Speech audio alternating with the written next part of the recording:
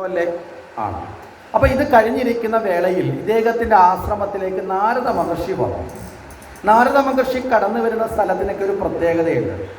ഓരോ വ്യക്തിയെയും അവരവരുടെ അഭിരുചിക്കനുസരിച്ച് ഈശ്വരപ്രാപ്തിക്ക് അനുയോജ്യനാക്കുക എന്ന മഹത്വമാണ് ആര് ചെയ്യുന്നത്? നാരദ മഹർഷി ചെയ്യുന്നത്. മനസ്സിലാവുന്നുണ്ടോ? നാരദ മഹർഷിയെ പലപ്പോഴും വേണ്ടും വണ്ണം മനസ്സിലാക്കാതെ നമ്മൾ, പ്രത്യേകിച്ചും നമ്മുടെ ഈ കേരളത്തിലുള്ള ആൾക്കാർക്കൊരു പ്രത്യേക ശീലമുണ്ട്. മനസ്സിലായില്ലേ? നാരദരെ കൃത്യത മനസ്സിലാക്കാതെ നാരദരെ അപമാനിക്കുന്ന തരത്തിൽ നമ്മൾ സംഭാഷണത്തിൽ, നമ്മുടെ ജീവിതത്തിലൊക്കെ നാരദൻ എന്ന പേര് ഉപയോഗിക്കാറുണ്ട്, അല്ലേ? ഉണ്ടോ ഇല്ലയോ? നമ്മൾ എങ്ങനെയാണ് ഉപയോഗിക്കുന്നത്? നാട്ടിലെ ഏറ്റവും കൂടുതൽ പരദൂഷണം പറയുന്ന ആളിനെ എന്ത് വിളിക്കും? നാരദ എന്ന് വിളിക്കും. ദയവ് ചെയ്ത് ഭഗവത് ഭക്തന്മാർ ഒരിക്കലും അത് ഉച്ചരിക്കരുത്. നിങ്ങൾ അങ്ങനെ പറയുന്നുണ്ടെങ്കിൽ സാക്ഷാൽ നാരായണനെ അപമാനിക്കുന്നതിന് തുല്യമാണ്. നിങ്ങൾ പരിഹസിക്കുന്നത് ആരെയാണ്? നാരായണനെയാണ്. എന്തുകൊണ്ടെന്ന് ചോദിച്ചാൽ, സദാസമയത്തും നാരായണ നാരായണ എന്ന നാമം ജപിക്കുന്ന ആളല്ലേ നാരദര്? ആണോ അല്ലയോ? അപ്പോൾ സർവ്വസമയത്തും നാരായണ എന്ന നാമം ജപിക്കുന്ന നാരദര് നല്ല വ്യക്തിയായില്ല എങ്കിൽ അതിൻ്റെ കുറ്റം അദ്ദേഹത്തിൻ്റെ ദേവനായ നാരായണൻ്റേതാണ്. പറഞ്ഞതിൻ്റെ ആശയം മനസ്സിലായില്ലേ? നാരദർ എപ്പോഴും ആശ്രയിക്കുന്നത് നാരായണനെയാണ്. അത്രയും ആശ്രയിച്ച നാരായണൻ ഇതുവരെയും നാരദരെ സദ്ഗതിയിലേക്ക് എത്തിച്ചിട്ടില്ല എങ്കിൽ അതിൻ്റെ കുറ്റം ആർക്കാണ്? നാരായണ. അപ്പം നിങ്ങളുടെ ഒരു കുട്ടിയെ സ്കൂളിൽ വിടുകയാണ് പഠിപ്പിക്കാൻ, മനസ്സിലായില്ലേ? കഴിവൊക്കെയുള്ള കുട്ടിയാണ്, പക്ഷേ കുട്ടി പരീക്ഷയ്ക്ക് എല്ലാത്തിനും തോക്കുകയാണ്. അധ്യാപകൻ്റെ അടുത്ത് എത്ര ആശ്രയം ജയിക്കുന്നില്ല എങ്കിൽ തീർച്ചയായും ആ കുട്ടിയുടെ കുറവായിരിക്കത്തില്ല. കുറവാരുടെ ആയിരിക്കും? പഠിപ്പിക്കുന്ന അധ്യാപകൻ്റെ കുറവ് കൂടെ ആയിരിക്കും. ശരിയല്ലേ? ആണോ അല്ലയോ? മനസ്സിലായില്ലേ? അപ്പം നാരായണനെ അപമാനിക്കുന്നതിന് തുല്യമാണ്. എന്താണ് നാരദൻ എന്ന് നമ്മൾ കൃത്യമായിട്ട് മനസ്സിലാക്കണം. നാരായണൻ എന്ന പേരും നാരദൻ എന്നുള്ള പേരൊന്ന് ചേർത്ത് ചിന്തിച്ച് നോക്കേ. രണ്ടിൻ്റെയും ആദ്യാക്ഷരങ്ങൾ ഒരുപോലെയല്ലേ? രണ്ടക്ഷരങ്ങൾ അല്ലേ? ഈ രണ്ടക്ഷരമാണ് ഈ പേരിൻ്റെ ആധാരം. നാരായണൻ്റെ പേരിൽ നാര എന്നൊരു ശബ്ദമുണ്ട്, നാരദർക്കും എന്തുണ്ട്? നാര എന്ന ശബ്ദമുണ്ട്. എന്താ ഈ നാര എന്ന ശബ്ദം? നാരായണൻ എന്ന വാക്കിൻ്റെ അർത്ഥം എന്താ? നാരായണൻ എന്ന വാക്കിൻ്റെ അർത്ഥം എന്താ?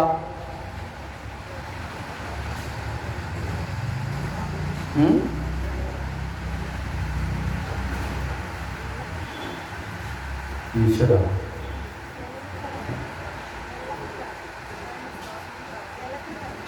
ജലത്തിൽ കിടക്കുന്നതെന്നൊരർത്ഥമുണ്ട്. അതല്ല ഇവിടെ കൂടുതൽ പല അർത്ഥങ്ങളിൽ പ്രമുഖ അർത്ഥമായിട്ട് എടുക്കേണ്ടത്. നാര എന്ന ശബ്ദത്തിന് ജ്ഞാനം എന്നർത്ഥമാണ്. മനസ്സിലല്ലേ? ജ്ഞാനസ്വരൂപൻ അല്ലെങ്കിൽ ജ്ഞാനത്തിൽ ശയിക്കുന്നവൻ, ജ്ഞാനമാകുന്ന അതിൽ ലയിച്ചിരിക്കുന്നവൻ നാരായണൻ. മനസ്സിലായില്ലേ? അതിൽ ചേർന്ന് നിൽക്കുന്നത്. വെള്ളത്തിൽ കിടക്കുന്ന അർത്ഥം രണ്ടാമത് എടുക്കുകയാൽ ഈ പാലാഴിയിൽ കിടക്കുന്നത് കൊണ്ട് വെള്ളത്തിൽ ശയിക്കുന്ന അർത്ഥം രണ്ടാമത് എടുക്കുകയാണ്. പ്രഥമ അർത്ഥം ജ്ഞാനമാണ്. മനസ്സിലായില്ലേ? അപ്പം ജ്ഞാനസ്വരൂപനല്ലേ ഈശ്വരൻ? ആണോ? നാരദൻ എന്ന് പറഞ്ഞാൽ എന്താ? ജ്ഞാനത്തെ പകരുന്നവൻ. മനസ്സിലായോ? നാരദൻ ജ്ഞാനത്തെ അവിടെയാണ് നമ്മൾ പരദൂഷണൻ എന്ന് പറയുന്നത്. മനസ്സിലായോ? അവിടെയാണ് നമുക്ക് തെറ്റായത്. പരദൂഷണവും ഉണ്ട്, പരഭൂഷണവും ഉണ്ട്. ഉണ്ടോ? എന്താ ഇത് തമ്മിലുള്ള വ്യത്യാസം?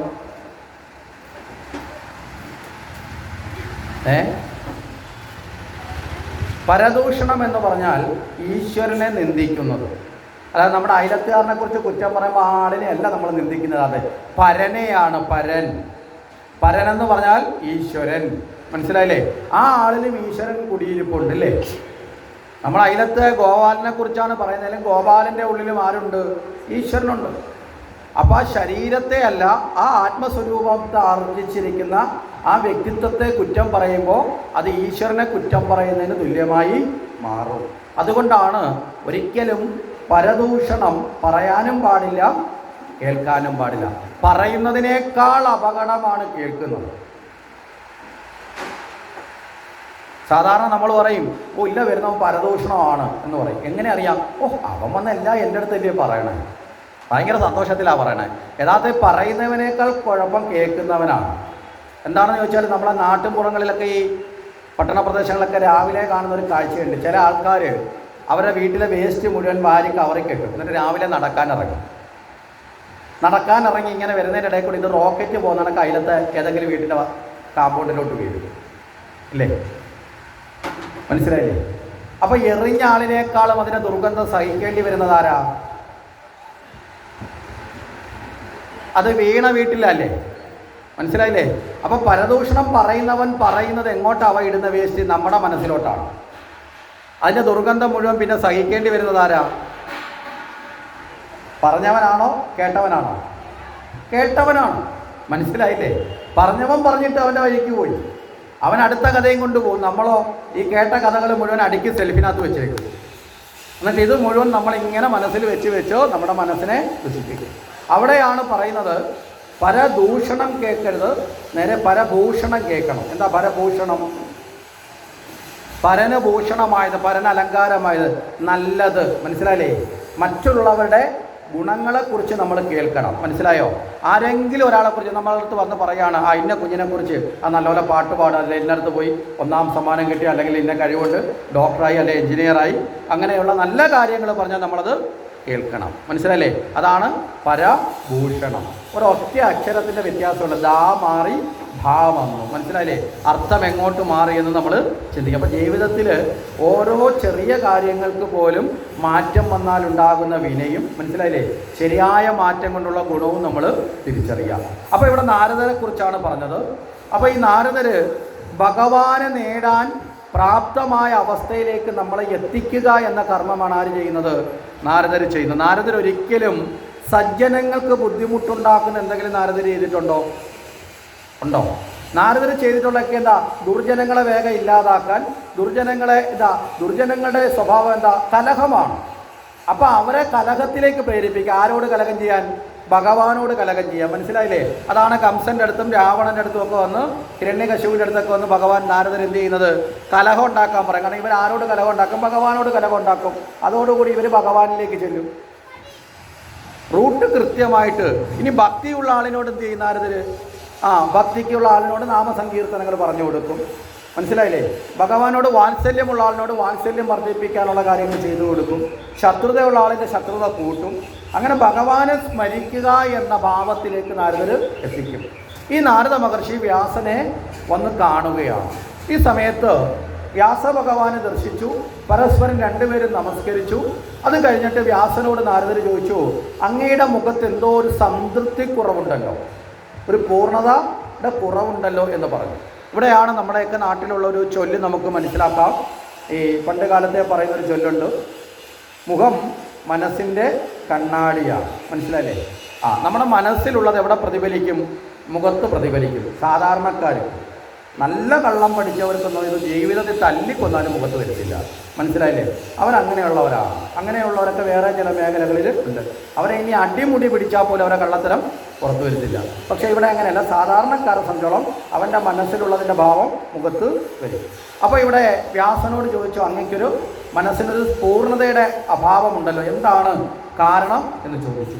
ഈ സമയത്ത് വ്യാസൻ പറഞ്ഞു, ഞാൻ ഈ ധർമ്മശാസ്ത്രങ്ങളൊക്കെ രചിച്ചു, പക്ഷേ എന്തോ ഒരു പൂർണ്ണത എത്തിയില്ല എന്നൊരു തോന്നൽ എനിക്കുണ്ട്. എന്താണെന്ന് അറിയാനൊരാഗ്രഹമുണ്ട്. അങ്ങയ്ക്ക് അറിയുമെങ്കിലൊന്ന് പറഞ്ഞു തന്നാൽ കൊള്ളാം.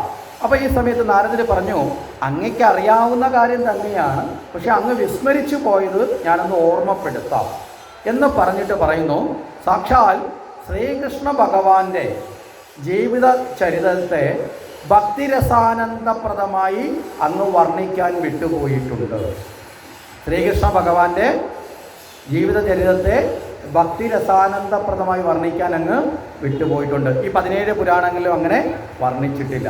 അപ്പോൾ ഇവിടെ ഒരു ചോദ്യം മുന്നോട്ട് വെക്കാം. ഭക്തിരസാനന്ദപ്രദമല്ലാത്ത നിലയിലെങ്കിലും ഭഗവാന്റെ ജീവിതത്തെ വ്യാസം വർണ്ണിച്ചിട്ടുണ്ടോ? വേറെ ഭാഗവതത്തിലല്ലാതെ ഭഗവാന്റെ ജീവിതത്തെ വ്യാസം വർണ്ണിച്ചിട്ടുണ്ടോ? ഉണ്ടോ? ഇല്ലേ? ഉണ്ട്. മഹാഭാരതത്തിൽ അല്ലേ? മഹാഭാരതത്തിൽ കൃഷ്ണൻ്റെ കഥയുണ്ടല്ലോ, പാണ്ഡവരുടെ ചരിത്രമുണ്ടല്ലോ. അവിടെ കൃഷ്ണനെ എങ്ങനെയാണ് വർണ്ണിച്ചിരിക്കുന്നത്? ഒരു യോദ്ധാവായി, ഒരു വീരപുരുഷനായിട്ടാണ്. മനസ്സിലായില്ലേ? കൃഷ്ണൻ്റെ വളർന്ന കാലത്തിന് ശേഷമാണ് കൂടുതൽ എവിടെയുള്ളത്? മഹാഭാരതത്തിലുള്ള കുരുക്ഷേത്ര യുദ്ധം, ഭഗവത്ഗീതാ ഉപദേശം, അല്ലേ, ദ്വാരകയിലുള്ള ലീലകൾ. അങ്ങനെ ഭഗവാന്റെ ഒരു വലിയ യോദ്ധാവായി നിൽക്കുന്ന ഒരു പൗരുഷഭാവത്തോട് കൂടിയിട്ടുള്ള ലീലകളാണ് എവിടെയുള്ളത്? മഹാഭാരതത്തിൽ ഉള്ളത്. അപ്പോൾ ഇവിടെയാണ് ഭാഗവതത്തിലും മഹാഭാരതത്തിലും കൃഷ്ണൻ്റെ ചരിത്രമുണ്ട്. ഭാഗവതത്തിൽ എങ്ങനെയാ വെച്ചാൽ ഭഗവാന്റെ ബാലലീലകൾക്കാണ് പ്രാധാന്യം കൊടുത്തിട്ടുള്ളത്. അങ്ങനെ പറഞ്ഞതിന് പ്രകാരം ചതുശ്ലോകി ഭാഗവതം എന്ന നിലയിൽ ഭാഗവതത്തെ ആര് ഉപദേശിച്ചു? നാരദർ ഉപദേശിച്ചു. ആ നാരദർ ഉപദേശിക്കുന്ന ഭാഗവതത്തെയാണ് പിന്നീട് വിപുലമായ അധ്യായങ്ങളിലാക്കി 12 സ്കന്ധങ്ങളിലാക്കി ആര് വലുപ്പത്തിലാക്കിയത്? വലുതാക്കിയത് 18,000 ശ്ലോകങ്ങളാക്കി 12 സ്കന്ധങ്ങളിലാക്കി ഇവിടെ വ്യാസൻ നമുക്ക് നൽകി. ഇവിടെ ഒരു ഉദാഹരണം പറഞ്ഞാൽ ഒരു വൃക്ഷത്തെ പോലെ, അതായത് ഭാഗവതം എന്ന തായ്തടിയിൽ 12 ശിഖരങ്ങളും, മനസ്സിലായില്ലേ? ഓരോ ശിഖരങ്ങളിലും അനവധി 18,000 ഇലകളോട് കൂടിയ ഒരു ഭാഗവത വൃക്ഷത്തെ നമ്മുടെയൊക്കെ ജീവിതത്തിൽ തണലൊരുക്കാൻ പര്യാപ്തമായ നിലയിൽ ഭാഗവത വൃക്ഷത്തെ ആര് ചമച്ചു? വ്യാസൻ ചമയ്ക്കുകയാണ്. ഇനി ആ വ്യാസനോട് ഈ ചതുശ്ലോകി ഭാഗവതം ഉപദേശിച്ചു കൊടുത്തതിന് ശേഷം നാരദ മഹർഷി ഭാഗവതത്തിൻ്റെ മഹത്വത്തെക്കുറിച്ചൊന്ന് ഓർമ്മപ്പെടുത്തുന്നുണ്ട്. ഈ ഭാഗവതത്തിൻ്റെ മഹത്വം, ഇത് സത്സംഗമാണ്. ഭാഗവതം എന്താണ്? ഒരു സത്സംഗമാണ്. എന്താണ് സത്സംഗം? സത്സംഗം എന്ന് പറഞ്ഞാൽ എന്താണ്? കേട്ടിട്ടേ ഇല്ല ഇങ്ങനൊരു പദം. എന്താ സത്സംഗം എന്ന് പറഞ്ഞാൽ? എന്താ പറയുന്നവർ ഉറക്കെ പറയണം. ആൾക്കാരെല്ലാം കൂടിയിരിക്കുന്നതാണ്. പക്ഷെ കൂടിയിരുന്നാൽ മാത്രം പോരാ. നല്ല കാര്യങ്ങൾ തന്നെ ഒരല്പം കൂടി അപ്പുറത്തേക്ക് പറയണം. അതായത് സത്തിനെ സംഘം ചെയ്യാൻ ഉതകുന്ന കാര്യങ്ങൾ ചർച്ച ചെയ്യുക. സത്ത് എന്ന് പറഞ്ഞാൽ ഈശ്വരൻ. ഈ പ്രപഞ്ചത്തിൻ്റെ മുഴുവൻ സത്ത് ഏതാണ്? ഈശ്വരനാണ്. ആ സത്ത് ഇല്ലാണ്ടായാൽ ഈ പ്രപഞ്ചം ഇല്ലാണ്ടായി. മനസ്സിലല്ലേ? ഈ പ്രപഞ്ചമാകുന്ന മുഴുവൻ സർവ്വതിൻ്റെയും സത്തെന്ന് പറയുന്നത് ഈശ്വരനാണ്. സംശയമില്ലല്ലോ. പരമമായ സത്യം ഈശ്വരൻ. ആ സത്യത്തെ അറിയുന്നതിലേക്കുള്ള ഒന്നിച്ചു ചേരലാണ് സത്സംഗം. അത് ചെറിയ കാര്യങ്ങൾ തൊട്ട് ഈശ്വരീയമായ കാര്യങ്ങൾ വരെ നല്ലതിലേക്കുള്ള കൂടിച്ചേരൽ. അപ്പോൾ അതാണ് സത്സംഗം. ഈ സത്സംഗത്തിൻ്റെ പ്രാധാന്യത്തെക്കുറിച്ച് ശങ്കരാചാര്യ സ്വാമികൾ അദ്ദേഹത്തിൻ്റെ ഒരു ഗ്രന്ഥത്തിൽ പറയുന്നൊരു 4 വരിയുണ്ട്. സത്സംഗത്തോ നിസ്സംഗത്വം, നിസ്സംഗത്തോ നിർമോഹത്വം, നിർമോഹത്തോ നിശ്ചലതത്വം, നിശ്ചലതത്വോ ജീവൻ മുക്തി. അതായത് സത്സംഗം എവിടം വരെ എത്തുന്നു എന്ന് ചോദിച്ചാൽ ജീവൻ മുക്തി വരെ എത്തുന്നു. ഭഗവാനെ നേടുന്ന അവസ്ഥ വരെ ഏതെത്തുന്നു? സത്സംഗം. ഭഗവാനെ നേടുക, ഭഗവാനായി തീരുക. മനസ്സിലായില്ലേ? ഭഗവാനെ നേടുക വെച്ചാൽ ഒരു നദി ഒഴുകി കടലിലേക്ക് എത്തിക്കഴിഞ്ഞാൽ പിന്നെ നദിയും കടലും രണ്ടാണോ ഒന്നാണോ? ഒന്നാണ്.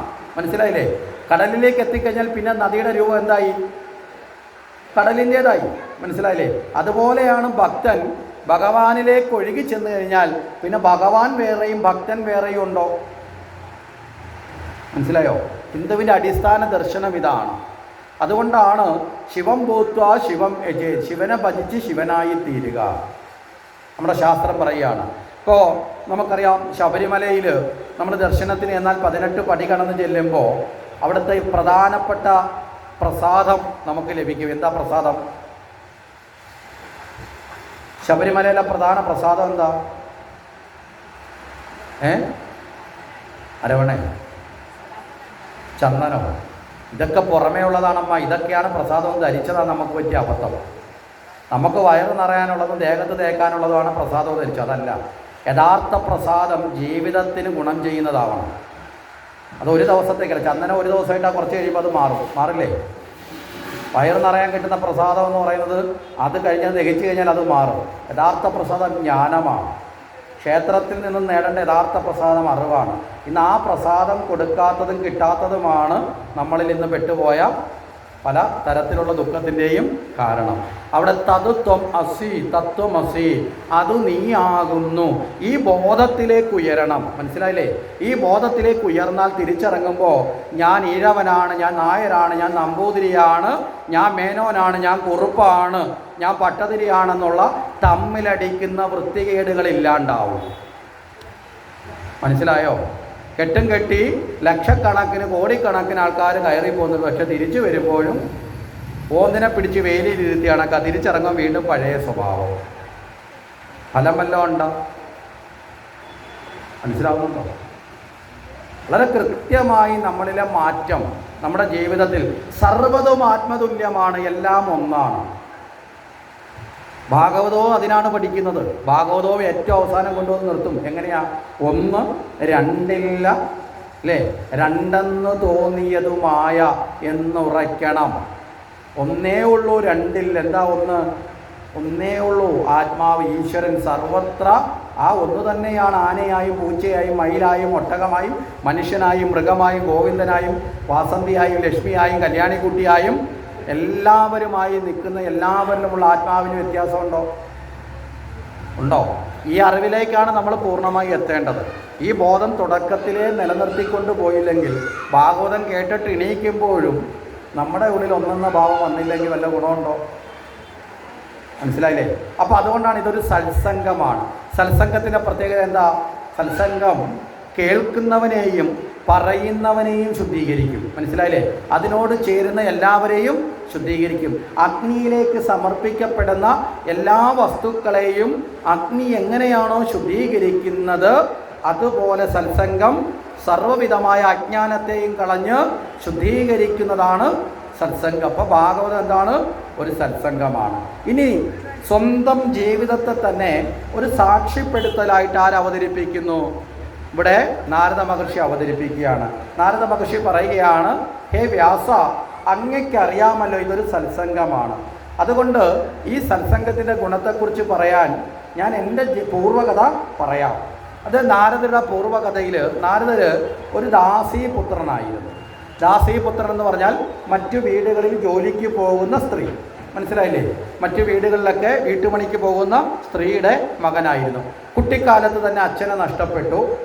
ആ കാലഘട്ടത്തിന് ശേഷം അമ്മയ്ക്ക് തനിക്ക് അമ്മയും മാത്രമാണ് അല്ലേ? കുട്ടികളെ സംബന്ധിച്ചോളം അങ്ങനെയാണല്ലോ. അപ്പോൾ അതുകൊണ്ട് അമ്മയെ വേറിട്ടൊരു സമയവും എങ്ങും മാറി നിൽക്കാറില്ല. അമ്മ ജോലിക്ക് പോകുന്ന വീട്ടിൽ അമ്മയോടൊപ്പം എന്ത് ചെയ്യും? എല്ലാ സമയത്തും അമ്മയോടൊപ്പം പോകും. അങ്ങനെ അമ്മയോടൊപ്പം അമ്മ ജോലിക്ക് പോകുന്ന വീട്ടിൽ പോയി അവിടെ അമ്മയെ സഹായിക്കുക, അവനോടൊപ്പം അവിടെ തന്നെ നിൽക്കുക. അമ്മ തിരിച്ചു വരും, അമ്മയുടെ കൂടെ തിരിച്ചു വരിക. ഇതാണ് ആ കുട്ടിയുടെ ജീവിതചര്യ എന്ന് പറയപ്പെടുന്നത്. അങ്ങനെ പോകുന്ന വേളയിൽ ഈ വീട്ടിൽ ചാതുർമാസ്യ വ്രത കാലഘട്ടത്തിൽ കുറേ മഹർഷിമാർ വന്നു ചേർന്നു. ഈ മഹർഷിമാർ നമുക്കറിയാം, ലോക നന്മയ്ക്ക് വേണ്ടി നിരന്തരം യാത്ര ചെയ്യുന്നവരാണ് ആര്? മഹർഷിമാരെന്ന് പറയപ്പെടുന്നത്. അവർ ഒരു വർഷത്തിൽ 4 മാസക്കാലം അവരുടെ യാത്രകളൊക്കെ അവസാനിപ്പിച്ച് ഏതെങ്കിലും ഒരു സ്ഥലത്ത് താമസിക്കും. എന്താണ് കാരണമെന്ന് ചോദിച്ചാൽ, ഈ യാത്ര ചെയ്യാൻ ബുദ്ധിമുട്ടുള്ള കാലാവസ്ഥയിൽ അല്ലേ, എല്ലാ കാലാവസ്ഥയിലും യാത്ര എനിക്ക് സാധിക്കുമോ? ഇപ്പോൾ നമുക്കറിയാം, മഴക്കാലം പോലെയുള്ള കാലാവസ്ഥ വരുമ്പോൾ യാത്രകൾക്ക് ബുദ്ധിമുട്ട് വരുമ്പോൾ ഇവരെന്ത് ചെയ്യും? ഒരു സ്ഥലത്ത് താമസിക്കും. ഈ സ്ഥലത്ത് താമസിക്കുന്ന സമയത്തും ഇവരൊരിക്കലും അവരുടെ സമയത്തെ വെറുതെ കളയില്ല. പകരം ഇവർ ഓരോരുത്തരും വിവിധ സ്ഥലങ്ങളിൽ യാത്ര ചെയ്ത് കിട്ടിയ ജീവിതാനുഭവങ്ങളും ഇവർ സ്വയം ആർജിച്ചെടുത്ത അറിവുകളും എല്ലാം ഇരുന്ന് ചർച്ച ചെയ്യും. അങ്ങനെ വീണ്ടും കൂടുതൽ അറിവ് നേടിക്കൊണ്ട്, കാരണം അറിവെന്ന് പറയുന്നത് ഒരിക്കലും നേടി പൂർണ്ണമാവുന്നതാണോ? ആണോ? അല്ല, അറിവ് നേടിക്കൊണ്ടേയിരിക്കുന്നതാണ് അല്ലേ? ശരിയല്ലേ? എല്ലാ കാലത്തും അറിവ് വീണ്ടും വീണ്ടും നേടിക്കൊണ്ടേയിരിക്കുന്നതാണ്. ആ അറിവിന് വേണ്ടി ഇരുന്ന് ചർച്ച ചെയ്ത് ഈ അറിവ് നേടിയിട്ട് വീണ്ടും 4 മാസം കഴിയുമ്പോൾ അവർ വീണ്ടും ലോകനന്മയ്ക്ക് വേണ്ടി വിവിധ ഭാഗത്തേക്ക് യാത്ര ചെയ്യും. അപ്പോൾ ഈ സമയത്ത് ഈ 4 മാസം ഇവർക്ക് താമസിക്കുവാൻ സൗകര്യപ്രദമായ ഏതെങ്കിലും ഒരു സ്ഥലത്താണ് ഇവർ വന്ന് ചേരുന്നത്. അപ്പോൾ ഇവർ വന്ന് ചേർന്നത് ഈ ദാസി ജോലിക്ക് പോകുന്ന വീട്ടിലാണ്. അവിടെ വന്നു. അവിടെ കുറേ സൗകര്യങ്ങളൊക്കെ ഉണ്ട് താമസിക്കാൻ. അതിനനുസരിച്ചിട്ടുള്ള ആസ്തിയുമൊക്കെ ഉണ്ട്. ഇവർക്ക് ഭക്ഷണം കൊടുക്കാനൊക്കെയുള്ള എല്ലാ കാര്യങ്ങളും ഉള്ള ആ വീട്ടിൽ വന്നു. ഗൃഹനാഥൻ ഇവരെ സൽക്കരിച്ചു. അവരോട് അവിടെ 4 മാസം താമസിക്കാനുള്ള അനുവാദം കൊടുത്തു. ഈ മഹർഷിമാരെ പരിചരിക്കുന്നതിന് വേണ്ടി ഈ സ്ത്രീയെ ഏൽപ്പിച്ചു. ഈ കുട്ടിയുടെ അമ്മയെ ഏൽപ്പിച്ചു. ഇവർക്ക് വേണ്ട ഭക്ഷണം സമയത്ത് കൊടുക്കണം, ഇവർക്ക് വേണ്ട വെള്ളം കൊടുക്കണം, ഇവർക്ക് പൂജയ്ക്കുള്ള പുഷ്പം ഒരുക്കി കൊടുക്കണം. എന്തൊക്കെ വേണമോ അതെല്ലാം ആര് ചെയ്തു കൊടുക്കണം? ഈ ജോലിക്കാരി ചെയ്തു കൊടുക്കണം.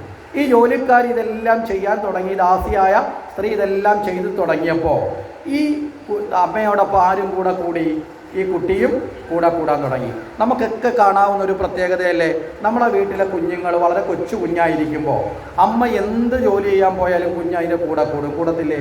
അമ്മ ഒരു തൊട്ടി വെള്ളം എടുത്തുകൊണ്ടൊന്ന് മങ്കിനകത്ത് മുക്കി ചെടിക്ക് ഒഴിക്കാൻ നോക്കുക. അവൻ്റെ കയ്യിൽ പാത്രമില്ലെങ്കിൽ അവൻ കൈകൊണ്ട് കോരിയെങ്കിലും കൊണ്ടുപോയി ഒഴിക്കില്ലേ. അമ്മ ഒരു വിറവെടുത്തുകൊണ്ട് പോയാൽ അവൻ എടുക്കാൻ പറ്റാത്ത തടിയുടെ തുമ്പത്ത് പിടിച്ചുകൊണ്ടെങ്കിലും വലിച്ചുകൊണ്ട് പോവില്ലേ? പോകത്തില്ലേ? അമ്മ ഒരു പാത്രം എടുത്താൽ വേണ്ടെങ്കിൽ പോലും അടുത്തിരിക്കുന്ന പാത്രം അവനും എടുത്തുകൊണ്ട് കൂടെ ചെയ്യും അല്ലേ. ഇത് കുഞ്ഞുനാളെ മാത്രമേ കാണൂ ഈ ഗുണം.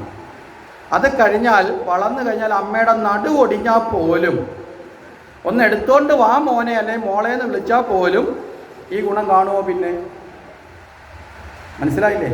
അപ്പം നമ്മൾ വളർത്തി നന്നാക്കുകയാണോ വളർത്തി മോശമാക്കുകയാണോ? ഉത്തരം ഞാൻ പറയില്ല, നിങ്ങൾ സ്വയം തീരുമാനിക്കാം. പറഞ്ഞൊരു ആശയം മനസ്സിലായില്ലേ?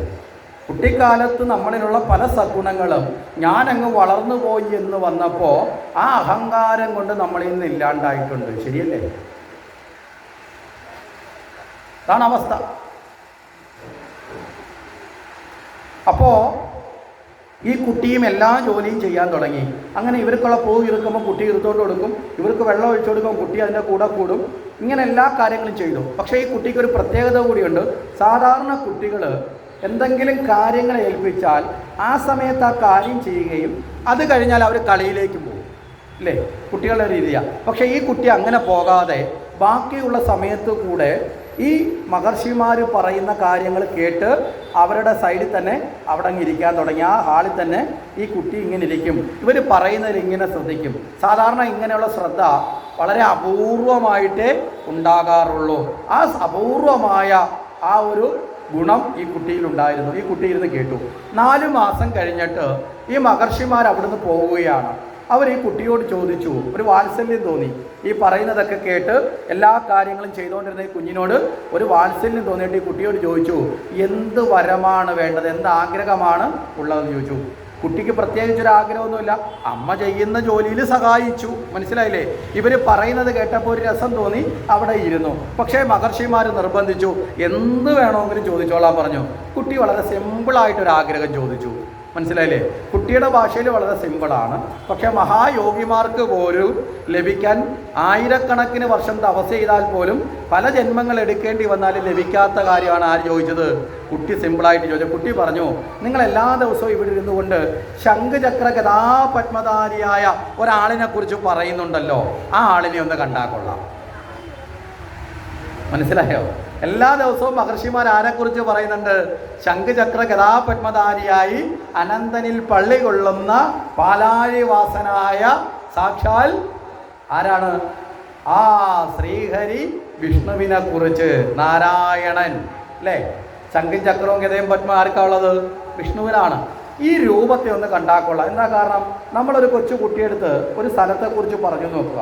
നമ്മളെല്ലാ ദിവസവും പറഞ്ഞു വരുന്നത് അവനത് കാണണമെന്നൊരു താല്പര്യം വരില്ലേ? വരുത്തില്ലയോ?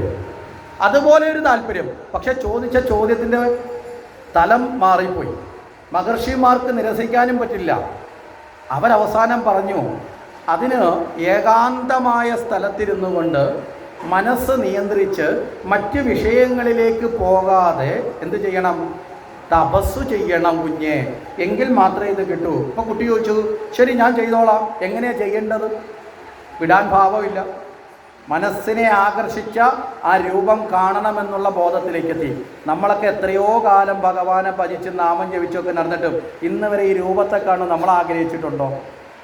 സത്യസന്ധമായിട്ട് പറയണം, ഉണ്ടോ? നമ്മളാകെ വിഗ്രഹത്തെ കണ്ടിട്ട് സന്തോഷത്തോടെ തിരിച്ചു പോകും ഭഗവാനെ കണ്ടെന്ന് പറഞ്ഞു. വിഗ്രഹം ഭഗവാൻ വിഗ്രഹത്തിലല്ല എന്ന ബോധത്തിലേക്ക് പോലും നമ്മൾ ഇതുവരെ വളർന്നിട്ടില്ല. ഉണ്ടോ? ഭഗവാൻ വിഗ്രഹത്തിലേ അല്ല. വിഗ്രഹത്തിൽ എന്ന് പറയുന്നത് നമ്മുടെ മനസ്സിനെ ഏകാഗ്രമാക്കാനുള്ള ഒരു ഉപാധി മാത്രമാണ്. ശരിയല്ലേ? അതിനും അതീതമായ ഭാവമാണെന്ന ബോധത്തിലേക്ക് പോലും നമ്മൾ വളർന്നില്ല. അവിടെയാണ് ഈ കുട്ടിയുടെ ചോദ്യം വളരെ ഉത്കൃഷ്ടമായ നിലയിലേക്ക് എത്തിയിട്ടുള്ളത്. അവസാനം പറഞ്ഞു, അങ്ങനെ വഴികളൊക്കെ പറഞ്ഞു കൊടുത്തു, എങ്ങനെ തപസ് ചെയ്യണമെന്നൊക്കെ പറഞ്ഞു കൊടുത്തിട്ട് മഹർഷിമാർ പോയി. ഈ കുട്ടിക്ക് തപസ് ചെയ്ത് ഭഗവാനെ കാണണമെന്നുള്ള അതിയായ ആഗ്രഹമുണ്ട്. പക്ഷേ പോകാനൊരു തടസ്സം. എന്താ തടസ്സം? താൻ ഇവിടം വിട്ട് ഏകാന്തമായി തപസ് ചെയ്യാൻ പോയാൽ തൻ്റെ അമ്മയ്ക്ക് വിഷമമാവും. തന്നെ പിരിയുമ്പോൾ അമ്മയ്ക്ക് വിഷമമാവും. അമ്മ തന്നെ പിരിഞ്ഞ് ഇന്ന് വരെ നിന്നിട്ടില്ല. അപ്പോൾ അമ്മയെ ഉപേക്ഷിച്ച് പോകാൻ ഒരു മടി ആർക്ക് വന്നു? ഈ കുട്ടിക്ക് വന്നു. പക്ഷേ കുറച്ച് ദിവസം കഴിഞ്ഞപ്പോൾ ആ കുട്ടിയുടെ ജീവിതത്തിൽ ഒരു സംഭവം ഉണ്ടായി.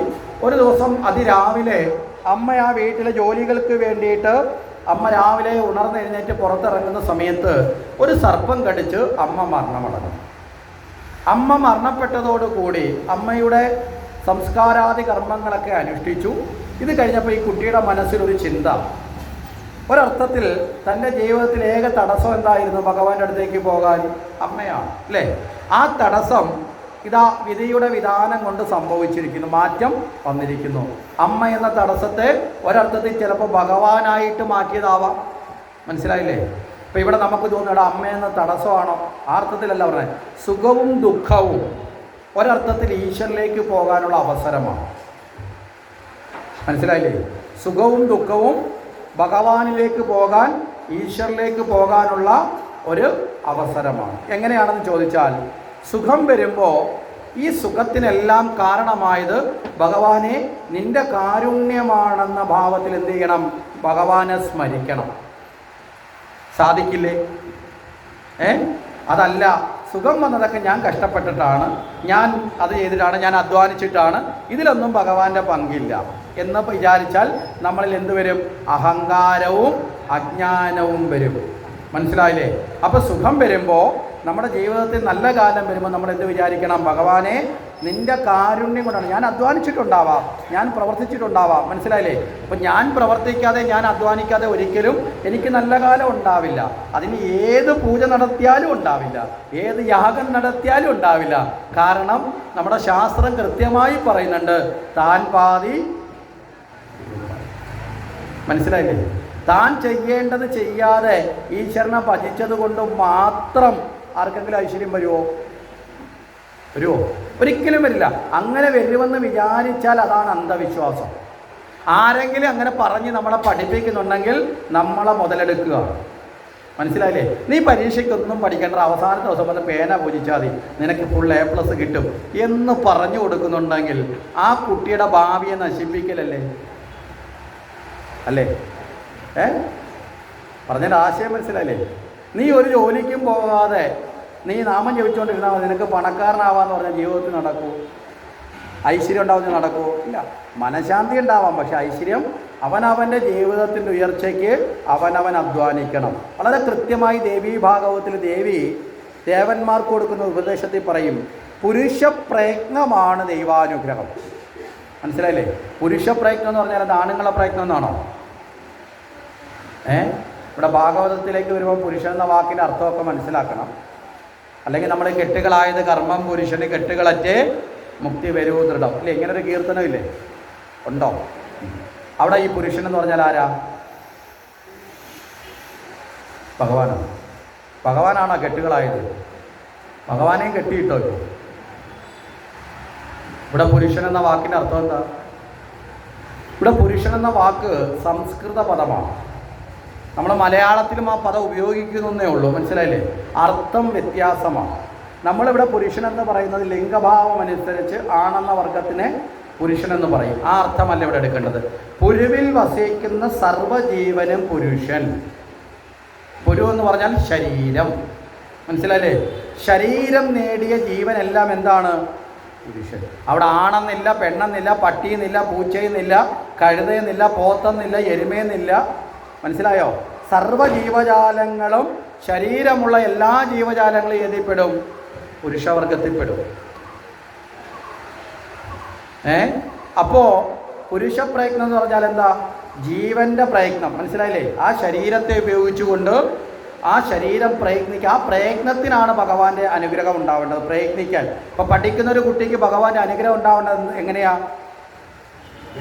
എങ്ങനെയാ ഉണ്ടാവേണ്ടത്? പഠിക്കാതെ പരീക്ഷയ്ക്ക് ജയിക്കാനാണോ, അതോ പഠിക്കാനുള്ള പ്രേരണയാണോ? പഠിക്കാനുള്ള പ്രേരണയാണ്. മനസ്സിലായില്ലേ? ഒരാൾക്ക് നല്ലതുപോലെ ജോലി ചെയ്യാനുള്ള പ്രേരണയാണ് ഭഗവാനിൽ നിന്നുണ്ടാകേണ്ടത്. ശരിയല്ലേ? മനസ്സിലായോ? അപ്പം നമ്മുടെ കർമ്മത്തിൻ്റെ പ്രേരണയാണ് ഭഗവാനിൽ നിന്ന് ഉണ്ടാകേണ്ടത്, കർമ്മഫലത്തിൻ്റേതല്ല. അതുകൊണ്ടാണ് ശ്രീകൃഷ്ണ ഭഗവാൻ കൃത്യമായി അർജുനോട് പറയാം, അർജുന, കർമ്മം ചെയ്യുക, ഫലം ഇച്ഛിക്കരുത്. കർമ്മത്തിൽ നീ ശ്രദ്ധിച്ചാൽ മതി, ഫലം വരികയോ പോവുകയോ ചെയ്യും. അല്ലേ? കർമ്മണ്യേവാധികാരസ്തേ മാം ഫലേഷു കഥാചന. കർമ്മമാണ് നമ്മൾ ചെയ്യാൻ. അപ്പം നമ്മളിൽ അർപ്പിതമായ കർമ്മങ്ങൾ നമ്മൾ ചെയ്യണം. ഇവിടെ അതുകൊണ്ടാണ് പറഞ്ഞത് സുഖം വരുമ്പോൾ ഭഗവാനെ സ്മരിക്കാനുള്ള അവസരം നമുക്ക് ലഭിക്കും. ഇനി ദുഃഖം വരുമ്പോഴോ? ദുഃഖം വരുമ്പോൾ എന്ത് ചെയ്യണം? ഭഗവാനെ ആശ്രയിക്കുക. ഭഗവാനെ, ഈ ദുഃഖം തീരാൻ എനിക്ക് ആശ്രയം നീയല്ലാതെ ആരുമില്ല. മനസ്സിലായില്ലേ? അപ്പോൾ ദുഃഖം മാറ്റാൻ നീയല്ലാതെ മറ്റൊരാളും ആശ്രയിക്കാൻ എനിക്കില്ല എന്ന ഭാവം വന്നാൽ ദുഃഖം വരുമ്പോൾ ഭഗവാനെ ആശ്രയിക്കാം. അപ്പോൾ സുഖത്തിലും ദുഃഖത്തിലും ഒരുപോലെ ഭഗവാനിലേക്ക് എത്താനുള്ള അവസരമല്ലേ? ആണോ? സുഖം വരുമ്പോൾ സ്മരിക്കുക, ദുഃഖം വരുമ്പോൾ ആശ്രയിക്കുക. ഇത് രണ്ടുമാണ് ഭക്തൻ്റെ ഭഗവാനോടുള്ള ഭാവം. മനസ്സിലായില്ലേ? ഇത് രണ്ടും എപ്പോഴും ഒരുമിച്ചിട്ടുണ്ടെങ്കിൽ മഹാഭാഗ്യം. ചിലർക്ക് ഇത് രണ്ടും ഒരുമിച്ച് വരില്ല. ചിലർക്ക് ദുഃഖം വരുമ്പോൾ ആശ്രയിക്കാൻ തോന്നും. പാലം കടക്കുവോളം നാരായണ. പാലം കടന്നാൽ പറയണ്ട. അത് ഭഗവാന്റെ ഒരു പേര് നമ്മൾ വികൃതമാക്കി പറയണ്ട. അറിയാമല്ലോ നമുക്ക്. പാലം കടക്കുവോളം, അല്ലേ? ആവശ്യം കിട്ടുന്നത് വരെ നമ്മൾ ആശ്രയിക്കുക. ആവശ്യം കഴിഞ്ഞാലോ തെള്ളിക്കളയും. മനസ്സിലായില്ലേ? അതൊരു ദുർഗുണമല്ലേ? ചിലർ അങ്ങനെയാണ്. ദുഃഖം വരുമ്പോൾ അമ്പലത്തിലോടും, വഴിപാട് നടത്തും, ഭയങ്കര പ്രാർത്ഥന. ദുഃഖമൊക്കെ തീർന്നാൽ പിന്നെ ആ ഏരിയയിലോട്ട് പോവില്ല. അങ്ങനെയുള്ള ആൾക്കാരുണ്ട്. ചിലർ സുഖം വരുമ്പം പോകും, ദുഃഖം വരുമ്പം വീട്ടിൽ ഇരിക്കും, വിഷാദമൊക്കെ അടിച്ച്. അങ്ങനെയല്ല. ഇത് രണ്ടും ഭഗവാനോടുള്ള ഭക്തൻ്റെ ഭാവങ്ങളായിരിക്കണം. എന്തൊക്കെയാണ്? സ്മരിക്കുക, ആശ്രയിക്കുക. മനസ്സിലായില്ലേ? ഇത് രണ്ടും ഒരുപോലെ ആവാം. സുഖം വരുമ്പം ഭഗവാനെ സ്മരിച്ചുകൊണ്ട്, ഭഗവാനെ, ഈ സുഖത്തിന് മുഴുവൻ നീയാണ് കാരണം, അതുകൊണ്ട് ഇനിയും ഞാൻ നിൻ്റെ പാദത്തെ ആശ്രയിക്കും. ദുഃഖം വരുമ്പോഴോ അന്നേരവും ഭഗവാനെ സ്മരിച്ചുകൊണ്ട് ഭഗവാനെ ആശ്രയിക്കാം. അപ്പോൾ ഈ സുഖവും ദുഃഖവും യഥാർത്ഥത്തിൽ ജീവിതത്തിൽ ഭഗവാൻ നമുക്ക് തരുന്ന അവസരങ്ങളാണ്. മനസ്സിലായോ? അല്ല, ദുഃഖം മാറ്റി വെച്ച് സുഖം മാത്രം തരണമെന്നുള്ള പ്രാർത്ഥനയും തെറ്റാണ്. ഇത് രണ്ടും. ഇനി സുഖം മാത്രം തരണമെന്ന് പ്രാർത്ഥിച്ചാൽ കിട്ടുമോ? കിട്ടില്ല. അപ്പോൾ പിന്നെ പ്രാർത്ഥിച്ചത് പാഴായി പോവില്ലേ? പോവില്ലേ? മനസ്സിലായില്ലേ? കിട്ടാതെ വന്നാലത് പാഴാവും. അതിനേക്കാൾ നല്ലത് സുഖമോ ദുഃഖമോ എന്ത് തന്നെ ആയിക്കോട്ടെ വന്നാലും ഇത് രണ്ടും ഭഗവാനെ നീ തരുന്ന അവസരമാണ്. ഇത് രണ്ടും ഭഗവാൻ നമ്മുടെ ഭക്തിയെ പരീക്ഷിക്കാൻ തരുന്ന അവസരമാണെന്ന് ചിന്തിക്കുക. ഇവിടെ ഈ കുട്ടി ഈ ദുഃഖത്തെ ഒരു അവസരമാക്കി കണ്ടു. ഇപ്പോൾ മനസ്സിലായോ? ആ കുട്ടി എന്ത് ചെയ്തു? നേരെ വീട് വിട്ടു പോയി ഏകാന്തമായിരുന്ന് ഭഗവാനെ തപസ് ചെയ്തു. കുറേ കഴിഞ്ഞപ്പോൾ ഉള്ളിലുള്ള രൂപം അങ്ങ് മാഞ്ഞു. ഉള്ളിലൊരു രൂപമുണ്ട്, ഈ പറഞ്ഞത് കേട്ട് അതങ്ങ് മാഞ്ഞു. ഉള്ളിലുള്ള രൂപം മാഞ്ഞപ്പോൾ പെട്ടെന്ന് കണ്ണ് തുറന്ന് പുറത്തോട്ട് നോക്കി. ആ സമയത്ത് അതേ രൂപം പുറത്ത് കണ്ട് ആനന്ദത്തോടെ കൈയൊന്ന് കൂപ്പിയപ്പോൾ അതും മാഞ്ഞു. അപ്പോൾ ഉള്ളിലുമില്ല പുറത്തും ഇല്ലാത്ത അവസ്ഥയായി. കുട്ടി വളരെ ദുഃഖത്തോടു കൂടി ചോദിച്ചത് എന്തൊരു പരീക്ഷണം, എന്താണ് ഇങ്ങനെ സംഭവിച്ചത്?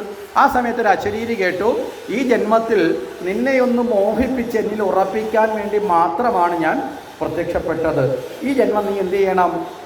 എൻ്റെ നാമസ്മരണകളിലൂടെ ജീവിച്ച് അടുത്ത ജന്മം നിനക്ക് എന്നിൽ വന്നു ചേരാം. ആ കുട്ടിയാണ് അടുത്ത ജന്മത്തിൽ ആരായി മാറിയത്? നാരദനായി മാറിയത്. മനസ്സിലായില്ലേ? അപ്പം നാരദർക്ക് ഈ ഭാഗ്യം മുഴുവൻ വന്നത് എവിടെ നിന്നാണ്? ഈ മഹർഷിമാർ പറയുന്നത് കേൾക്കാനുള്ള താല്പര്യം വന്നതുകൊണ്ടല്ലേ? ആണോ അല്ലയോ? ആ സത്സംഗം കൊണ്ടാണ്. മനസ്സിലായില്ലേ? അപ്പോൾ അതുപോലെ ഒരു സത്സംഗമാണ് ഭാഗവതം. അപ്പം ഭാഗവതത്തിൻ്റെ തുടക്കം എന്ന് പറയുന്നത് തന്നെ സത്സംഗത്തിൻ്റെ പ്രാധാന്യം, കേട്ടതിൻ്റെ പ്രാധാന്യം അല്ലേ? നാരദർ കേട്ടു എന്നതിൻ്റെ പ്രാധാന്യം. ഈ കേൾവി വളരെ പ്രധാനമാണ്. ഒരു ഭക്തനിൽ ഉണ്ടാകേണ്ട ആദ്യത്തെ ഗുണം എന്ന് പറയപ്പെടുന്നത് എന്താണ്? കേൾവിയാണ്. മനസ്സിലായില്ലേ? കേൾക്കാനുള്ള ഇഷ്ടം. ആരെക്കുറിച്ച്? ഭഗവാനെക്കുറിച്ച്. എത്ര കേട്ടാലും മതിവരാതെ കേൾക്കണം. ഭാഗവതം നവതാഭക്തിയുടെ യാത്രാസ്ഥലമാണ്. നവതാഭക്തി എന്ന് പറയുന്നൊരു ഭക്തിമാർഗമുണ്ട്. എല്ലാ പുരാണങ്ങളിലുമുണ്ട്, ഭാഗവതത്തിലും അതിനെക്കുറിച്ച്. ഇനി ഇപ്പോൾ നാളെ പ്രഹ്ലാദനാണ് അതിൻ്റെ തത്വത്തെ പ്രദാനം ചെയ്തെങ്കിലും നമ്മളിന്ന് പറഞ്ഞു വന്നതുകൊണ്ട് അത് തുടക്കം ഒന്ന് സൂചിപ്പിക്കാം. നവതാഭക്തി എന്ന് പറയുമ്പോൾ ഭക്തിക്ക് 9 പടികളുണ്ട്. മനസ്സിലായില്ലേ? ഭക്തി പൂർണ്ണമാകണമെങ്കിൽ എത്ര എന്തുണ്ട്? 9 പടികളുണ്ട്. ഇനി ഒരു ചോദ്യം ചോദിച്ചോട്ടെ, എന്താണ് ഭക്തി?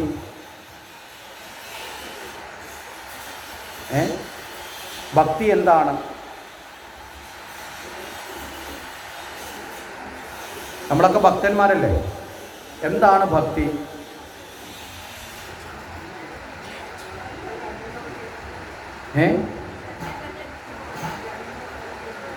എന്താണ് ഭക്തി? ഭഗവാനെ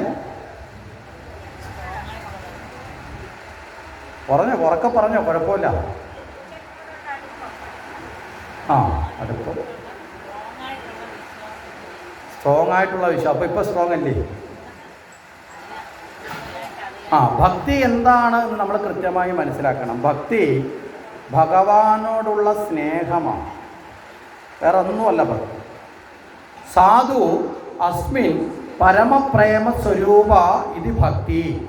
ഭക്തിക്കുള്ള നിർവചനത്തിൽ ഏറ്റവും പ്രധാനമായ നിർവചനം നാരദ മഹർഷിയുടേതാണ്.